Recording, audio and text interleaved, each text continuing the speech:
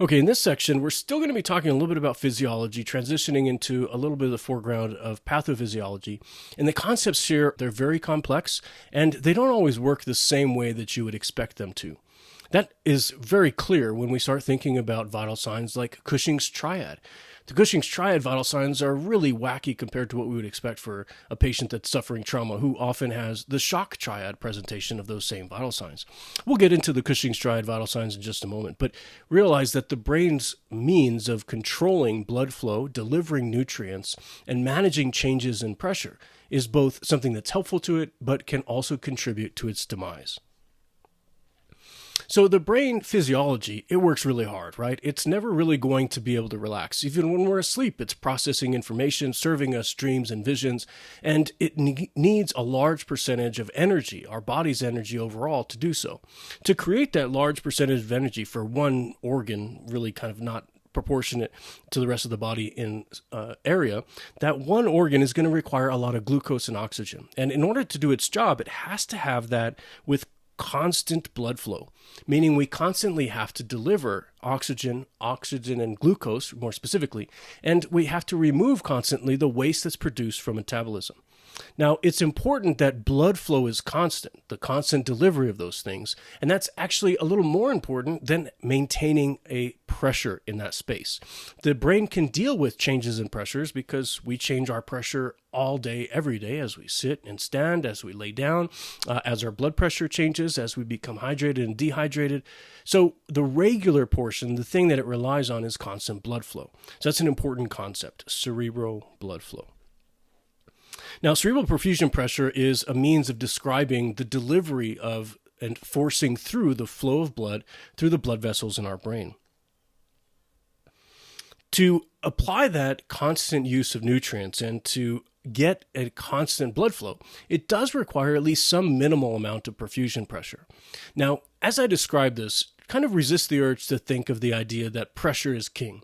I know as paramedics, especially in trauma, we think of pressure as king because we're always trying to boost pressure, and we don't necessarily think of blood flow so much. How do we do that? We give fluids, or maybe we cause vasoactivity by using drugs like vasopressors. Now, what we're really doing, though, although we are increasing pressure, is we're promoting the flow of fluid through those pipes and delivering the same thing we're trying to get to the brain to our other organs. Again, it changes a little bit in the body's response in the brain, though. So we know that we're going to have pressure changes constantly, especially when a patient is suffering an injury. We know that we need that constant supply of blood flow. So how does the body deal with changes in pressure to maintain blood flow? It's a concept called autoregulation. So autoregulation is this means that the body has to normally respond to changes in pressure and again maintain constant cerebral blood flow. Before we talk more about that, let's describe the environment inside the cranium. If we take this just kind of really simply, especially as we're going to understand it for what's called the mass effect later, when we have blood accumulating or changes in the structures in the brain in a closed system, and how that impacts our pressures. So inside the brain, if this is a closed system, right, the cranium is intact, then we have a pressure that's going to develop as blood flows into the brain through our blood vessels, as cerebral spinal fluid is circulated, and as tissue occupies space. So that's what we have made up in the brain. We have a mass effect, essentially, to say that there's three major things taking up space, volume, and occupying mass. We have brain tissue. We have blood vessels, which have blood in them, so we'll think of them essentially as the same, and we have cerebral spinal fluid. If we have too much of one of these things, say the person has an injury and they're increasing the amount of blood that's leaking out of blood vessels and occupying space in the brain, that's going to have an impact and put pressure on our blood vessels, rather our brain, our CSF, and conversely, increases in CSF can put pressure on blood vessels and pressure on the brain. So there's not any room to give. So if one is more abundant than the others have to suffer to accommodate for it, and the end result is an increase in intracranial pressure. So let's look at some of these pressures and concepts as they play out in just a normal brain, thinking not yet about an injury, but how the brain maintains that constant blood flow with some of our normal challenges of daily living. Okay, so we've talked about a few things. We've identified cerebral blood flow. That's the most important thing that the brain is trying to manage. It does so, though, because we have cerebral perfusion pressure. It is true that we needed some blood pressure to overcome gravity and drive blood from our heart level below our head gravitationally into the brain. But once it gets into the brain, the pressure that's perfusing the cerebrum is essentially trying to force blood through that mass, through the blood vessels that are surrounded by brain tissue and are bathed in CSF. So really, cerebral perfusion pressure is driving cerebral blood flow in this sense. Now, there's a few ways that we can look at this. So I'm going to give us a few formulas, and they're kind of interrelated, but we're going to look at them somewhat independently, then we'll put them together for our practice at the end. Okay, so when we're talking about the structure of the brain, and seeing all those things accumulating within the brain, intracranial pressure is something that we may take for granted.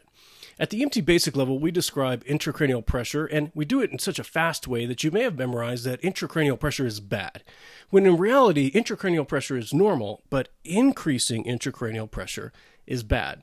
So there's a pressure of the standing system, even if there's no injury or no accumulation of abnormal volumes of one over another portion of the mass that makes up our cranium.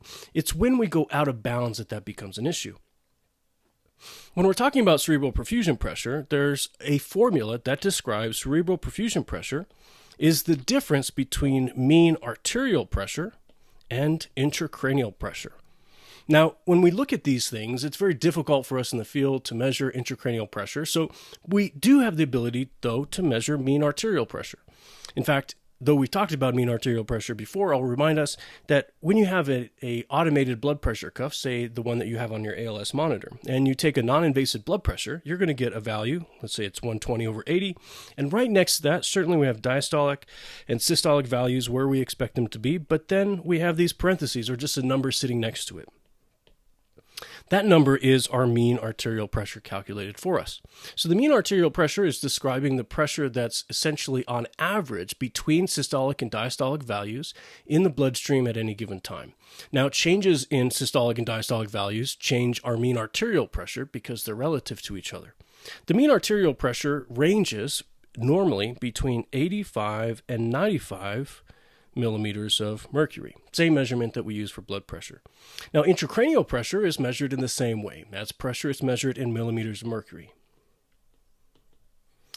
Intracranial pressure normally is some range, often optimally less than 15 millimeters of mercury, but certainly needs to be less than 20 millimeters of mercury when we're talking about damage. So let's see very quickly with some basic calculations how changes in ICP and a stable map can change cerebral perfusion pressure. Again, remembering that cerebral perfusion pressure has an impact on cerebral blood flow. So if we look at a map of 100 to keep our numbers easy, and we have an ICP that is normal, we say at 10, our cerebral perfusion pressure will be 90 millimeters of mercury. Okay, pretty easy math. Let's say our mean arterial pressure stays the same, and our intracranial pressure goes up because of accumulation of, say, blood. It goes to the point of 20. We can see that our cerebral perfusion pressure will drop with increases in intracranial pressure because of the difference between MAP and intracranial pressure. Now, if MAP changes, it has an impact on cerebral perfusion as well, but that's better described by a different process. When we're talking about cerebral perfusion pressure, again, we have MAP and ICP contributing to it because we have an enclosed space, and because of that, there's pressure standing in the system associated with the mass effect. To look at, though, blood flow derived from cerebral perfusion pressure, we need to look at a different concept. So I'm going to step aside from the brain for a moment and describe a just kind of everyday process to see if it makes a little bit more sense to us before we apply it to the very dynamic realm of the brain. So this basic physical process, it's a basic process of hemodynamics, is to say that pressure is made up of flow. Think of that as flow of, in this case, fluid through a container, how many milliliters or liters we have in a minute, times resistance.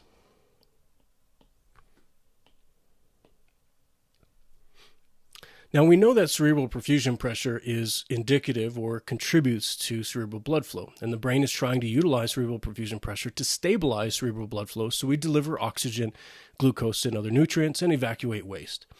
MAP and ICP describe the environment in which cerebral perfusion pressure exists, where we have a closed system and increases in some things, like increasing in volume of blood leaking out of a blood vessel, for example, will have an impact on the other system, and increased pressure because it's in a closed system where no pressure can evacuate. When we're talking about cerebral perfusion pressure's impact on cerebral blood flow, though, that's a little bit different process, and we'll try to extract ourselves from talking about this in the brain first, and just talk about this in daily life to give us an example, and then apply it to the dynamic world of the brain. So in hemodynamics, the pressure formula is the product of flow, in this case, fluid flowing through the system, measured probably in liters per minute, times resistance. Now, that resistance, as you probably expect, is coming from the blood vessels that can change their diameter to cause differing pressures. But let's step back for a second. Let's say that I present you with a situation. I've got a glass in front of you that's filled with your tasty beverage. And in order to drink out of this glass, in order to get the volume from the glass and into you, you're going to utilize a straw. But I give you two straws. In one experiment, we use a straw and this container, and let's say the straw is that tiny, tiny, tiny little coffee stirrer straw. Now imagine trying to drink, say it's your tasty adult beverage, trying to drink this beverage rapidly by drawing fluid through that tiny, tiny straw. That may be difficult, right? You're going to have to generate a lot of pressure, in this case, a negative pressure through suction, to bring the fluid through. And that pressure doesn't necessarily mean that you're going to get great flow because of the restrictive nature of the actual straw. But then I give you a container with the same volume of fluid, the same fluid in it, and I give you one of those gigantic milkshake straws. You're going to use less pressure to generate more flow, and it'll be much easier for you to get that volume to pass through without having to expend as much energy. Well, where did the resistance come in? The resistance was built into the straw itself. There's less resistance in this large, wide open straw than there is large resistance in the coffee stirrer tiny straw. Now, that's kind of an inverse relationship in the sense that we're talking about creating a negative pressure, sucking things through a straw. There's another way that we can think of the same concept. Let's talk about IVs. Now, you know that when we're talking about the size of an IV angiocath, when we describe the size being larger in diameter, that number is lower. And so a 14 gauge is going to have a larger diameter than a 23 gauge, right? So if we're strictly just looking at the size of the container, thinking of it almost as a straw, and we're looking at hooking this up to IV fluid, which of these two, the 16 gauge, the larger, or the smaller, will promote more flow? Well, if we don't do anything with pressure, we just allow flow to occur, the flow will be better or less restricted in the large angiocath.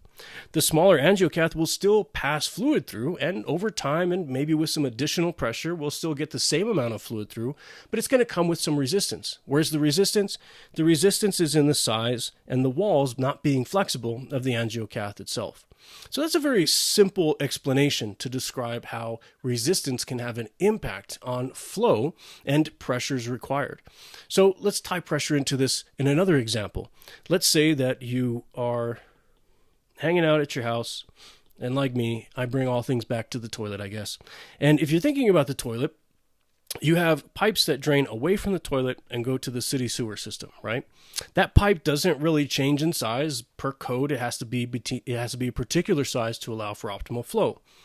If for some reason you've got a blockage inside this pipe and you try to flush the toilet, what will that blockage do to flow? It probably reduces the flow through the pipe. And how do we know that? Well, it generates pressure as a blockage. It restricts the flow of fluid, which generates pressure on the back end, and that pressure may spill over and spill onto the floor. Once we get Roto-Rooter out here and we obliterate this little blockage, we'll improve flow, and it will take less pressure to do so. Where's the pressure come from? Well, it's gravity drawing water from above the bowl in the tank down into the subterranean tubes that go to our wastewater supply.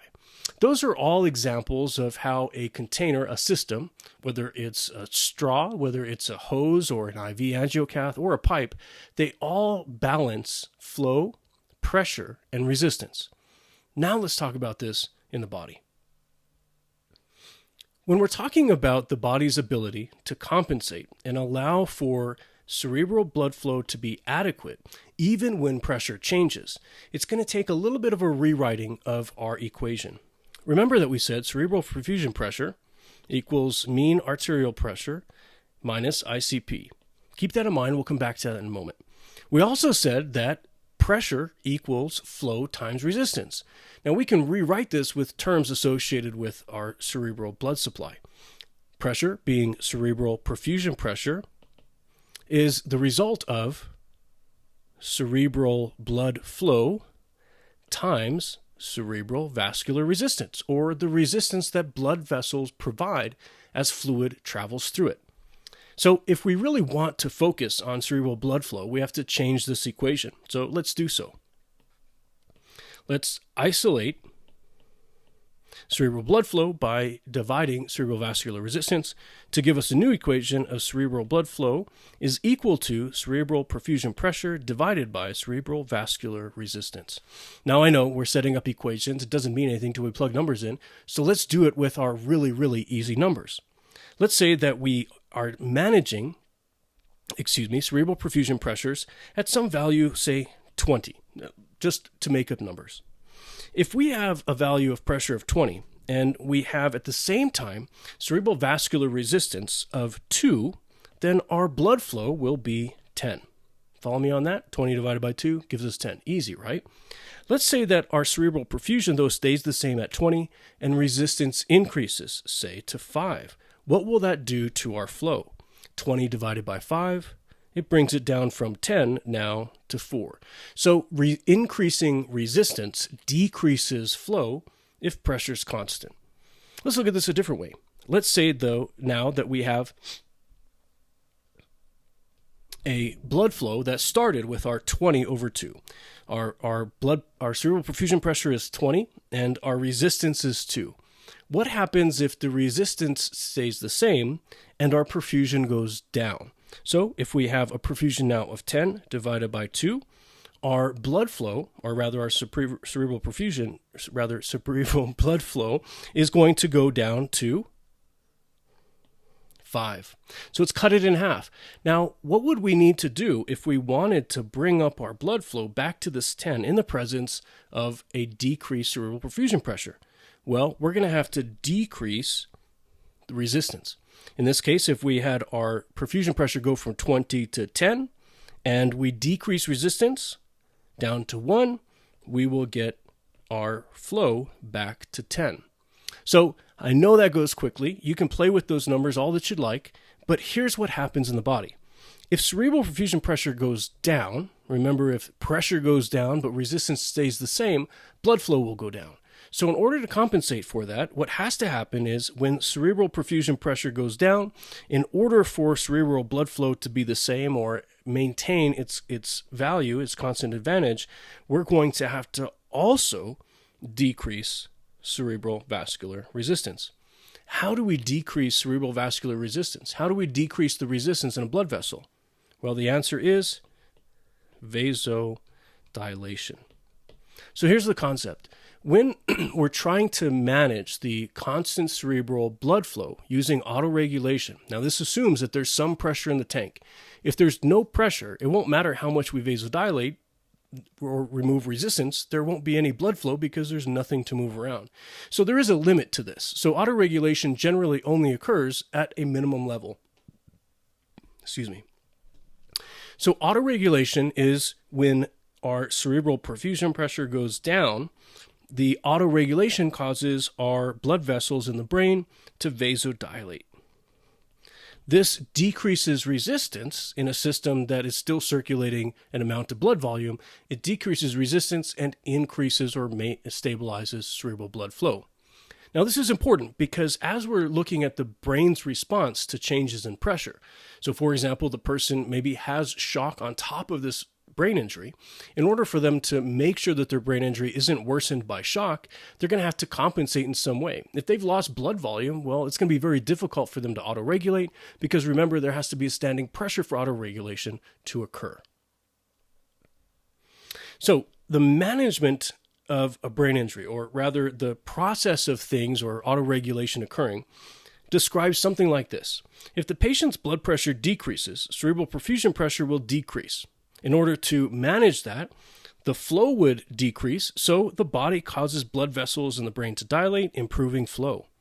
Now, this is problematic, though, because if this occurs, this allows more blood into the confined space of the skull, which will increase intracranial pressure. And we know because of our cerebral perfusion pressure, MAP minus ICP, if ICP increases, cerebral perfusion pressure further decreases. So it can lead to an increase in intracranial pressure, which further makes it more difficult for cerebral perfusion pressure to catch up, so it declines, and the body still keeps pumping blood into the brain. Now, you've probably seen this at its most extreme when we have a case of Cushing's triad. Think of patients' blood pressures in 200 to over 100, 300, over 180 plus blood pressures. The brain is pumping blood, the body's pumping blood into the brain at such a rate, even though it's causing an increase in intracranial pressure because it's trying to still maintain that constant cerebral blood flow. And in doing so, though it's not really helpful, it will eventually cause more intracranial pressure, which further lessens our cerebral perfusion pressure, which causes more vasodilation and more blood flow. And this keeps fulfilling itself until we have eventually potentially herniation. Now, when managing brain injuries, we have a couple hallmarks that we know because of this in evidence-based science. So some things that we need to be aware of. Mortality increases 20% in studies for each 10 millimeters drop in cerebral perfusion pressure. And so it doesn't take a whole lot of an increase in intracranial pressure to cause a 10 millimeters of mercury drop in cerebral perfusion pressure. So our goal then is to ensure adequate flow and cerebral perfusion pressure, and we do so with some kind of irregular values. So our management, when we're managing patients that have isolated injuries to the central nervous system, and remember this was outlined when we're looking at resuscitation guidelines from PHTLS, talking about if a patient has an internal hemorrhage that is uncontrolled, we don't want to give them so much blood volume that or resuscitation volume that we cause their blood pressure to go up and blow out internal clots or to dilute their clotting mechanism. So for internal bleeding, we generally seek to have we call it permissive hypotension. And if we're shooting for a MAP goal, we want to maintain a MAP of 60 millimeters of mercury. Now, there's some room for this. It often will range from 80 to 90 systolic values. But if you look on that same flow chart for uncontrolled hemorrhage, where it mentions central nervous system isolated trauma, the numbers are much different, in which our goal is to maintain a systolic blood pressure greater than 90 millimeters of mercury if we have isolated neurologic injury. What are we doing here? Well, we're maintaining an adequate cerebral perfusion pressure so that massive vasodilation doesn't have to occur. Massive vasodilation will bring in more blood and will make the injury to their brain, for instance, a brain bleed, will make it worse as they lose blood and as they create more intracranial pressure. The blood that's going into the brain that is leaking out is only part of the intracranial pressure increasing. The blood that's in the blood vessels trying to compensate for the blood that's been lost is also increasing intracranial pressure. So it's important that since we can't measure or impact ICP directly in the pre-hospital setting, but we can manage MAP, we're utilizing precise measurements to do so. So frequently checking blood pressures and infusing your resuscitation with fluids to meet these minimal guidelines is essential. Now, there's a caveat. This is only if you assume there is not a bleed somewhere else in the body, because by reaching blood pressures greater than 90 millimeters of mercury systolic for a neurologic injury, we're certainly going to blow out any clots and cause more bleeding in other areas of the body, which eventually will lead to less blood volume and the brain suffering less cerebral perfusion pressure. So when we have both of these things in place, we have to decide which thing is likely to kill the patient faster, and often that may mean that we can only give pressures to meet the goals of our internal bleeding, and we have to essentially find other means to allow for cerebral perfusion pressure. Some of that might just be rapid transport to get them to a neurologic surgery, specifically trauma neurologic surgery capable facility. Okay, so that's complex. I'll let you unpack that. There's a great section of reading in the 9th edition, chapter 8. It breaks it down to pretty manageable, but you may have to unpack a few sections of it, knowledge. Now, again, this can get super complex with lots of different examples, and I might work on those in other videos, but for right now, that should give us what we need. So let's talk about some of the mechanisms of injury. When patients suffer injury to their brain that often results in changes in blood flow and pressure, it's likely that there's some bleeding involved. So this is associated with our mass effect again. So some of the common causes of head injury come from blunt and projectile or penetrating based trauma. When a patient suffers both of those incidents, they're going to cause damage not just to brain tissue, but also to the microvascular, at the least, level of capillaries that are densely packed within the brain. So bleeding can occur in a variety of regions. In this picture, we're showing actually a couple different things that can occur. Some of it is almost stage-wise when we're talking about accumulation of blood. In this picture, we're kind of highlighting an accumulation of blood, meninges, outside of the brain, but within the cranial vault. As blood accumulates in this space, it's going to eventually start putting pressure and shift brain tissue to collapse blood vessels in unaffected areas. Now, the combination of blood accumulating in the cranium is going to decrease cerebral blood flow, which will likely need to be met with vasodilation, which pumps more blood into this area. Eventually, as we go through stages of herniation, the brain and bleed will eventually put pressure trying to exit the foramen magnum and directly impact the brainstem on the way out. Now, herniation is the idea of that accumulation of pressure trying to exit through the foramen magnum, though it doesn't actually happen. So when we have our most dramatic treatments for patients with brain injuries, we will reserve them for those that have signs of impending herniation. More on that in a minute. Common injuries that result in these types of bleeds or this type of pressure accumulating in the brain associated with things like car accidents, projectiles. Often there are also stabbings, so we can have impalement in the brain. Pressurized forces from blast injuries. We can have those pressure waves that travel through the spaces, including through the soft tissue or the very, very pliable tissue of the brain. Repetitive injuries, though, can also accumulate. And repetitive injuries is kind of a caution to say sometimes we find patients that have signs and symptoms of perhaps a decreased LOC and not much else. And when we're investigating, we find that maybe this person recently, but not today, had an injury. Maybe that was yesterday. Maybe they were playing football 2 days ago. And last night they went to bed with the biggest headache of their life and didn't wake up this morning, which prompted our call.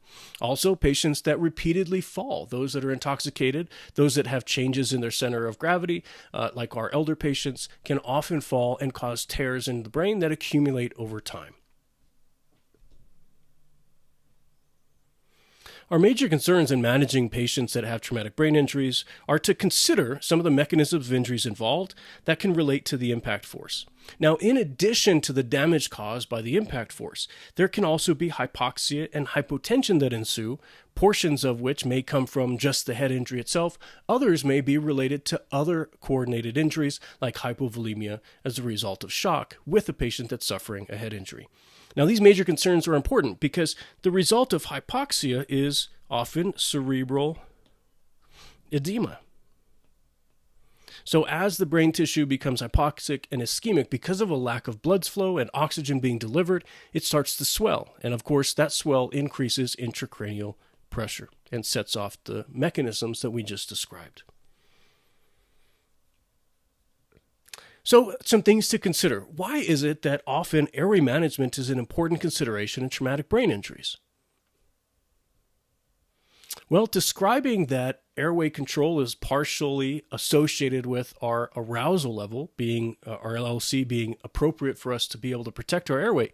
When patients have injuries to the brain, sometimes it does involve the reticular activating system or other areas of the brain that will change our perception and decrease our ability to manage our airway. Also, in the worst area of the spectrum, it may be that the person is actively seizing or actively vomiting because of injuries and impingement on the brainstem that results in an unstable airway. Does oxygen saturation or end-tidal CO2 tell us more about the ventilatory status of a patient with traumatic brain injury? In some cases, we may want to measure end-tidal CO2 to give us a relationship between what the brain is doing and what it's causing the ventilatory patterns to do. Now remember that if we're measuring end-tidal CO2, we can see changes that are happening in the blood as they cross over and CO2 is exchanged in the alveolar space. Now CO2 can change in a variety of ways. However, when we have patients that are suffering an isolated head injury and they don't have other things that contribute to acidosis like shock, they may have low or low normal end-tidal CO2 values, indicating that they're breathing perhaps faster than normal because of the injury to the brain and blowing off too much CO2, causing an irregular balance in their blood chemistry.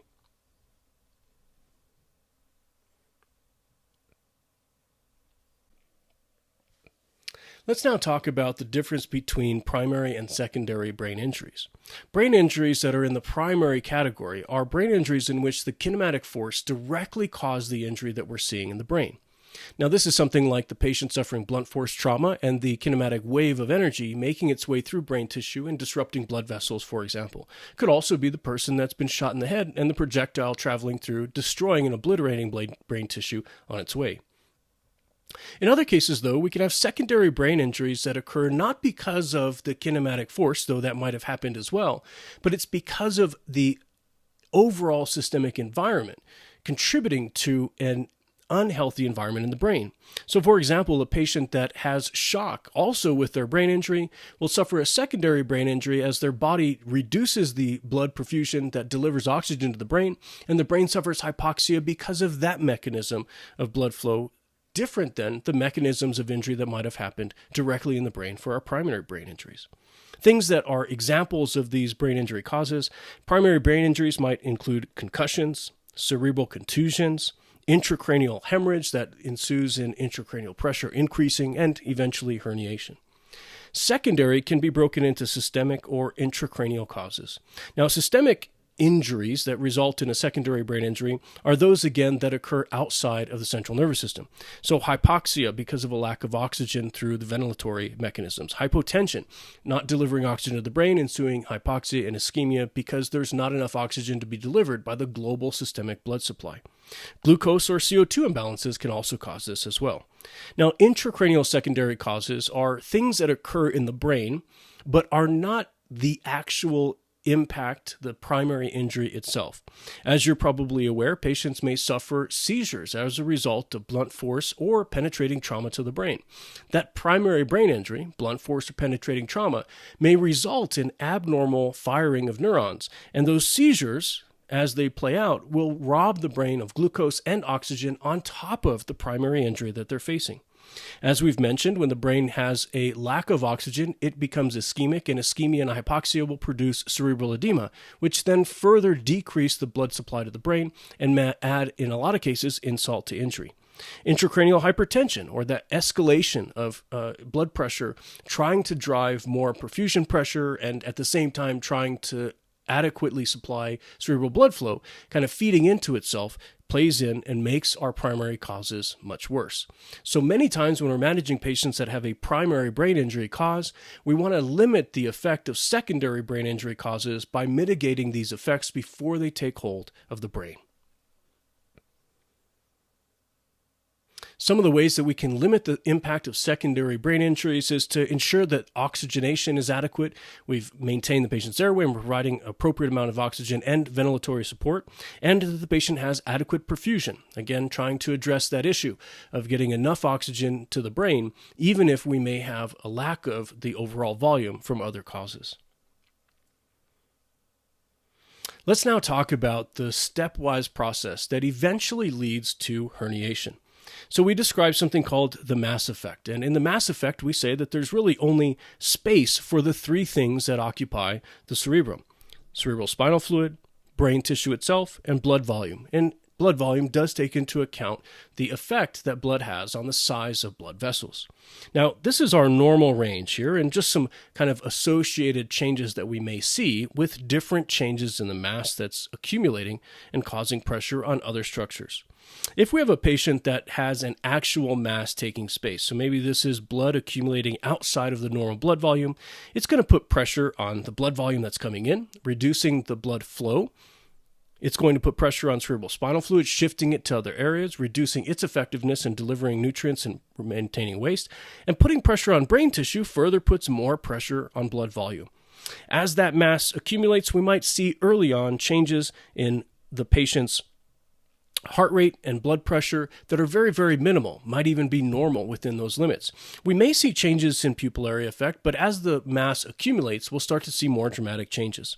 In a patient that has a mass that's now shifting fluids and spaces so much that it's causing pressure on the brainstem, we'll see changes like changes in pupillary response because of the pressure on the midbrain where those cranial nerves travel through. Increasing intracranial pressure will cause what we call Cushing's triad, where we'll have an increasing blood pressure and sometimes a confusing decreasing heart rate.